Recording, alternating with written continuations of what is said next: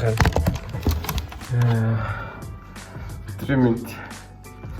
Тэгэхээр за ганцаар чинь маск авчи. За тэгэхээр өнөөдөр бүгдээ нэг ажлын нэг өдөртөө танилцъя. Би арц санхүүгийн нэгдлийн харилцагчийн үйлчлэгийн зөвлөх буй оператороор ажилладаг. За тэгэхээр ажиллаа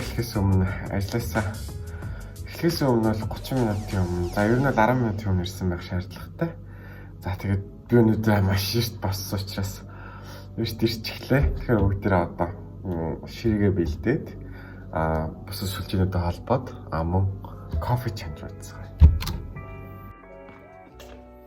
За тэгэхээр ер нь бол харилцагчийн үйлчлэгийн төв маань тайван ажиллагчдаас бүрддэг.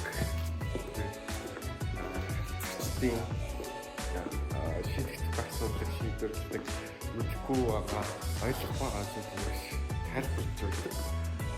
Энэ бол арц санхүүгийн нэгдлийн нэг дуу хоолой гэж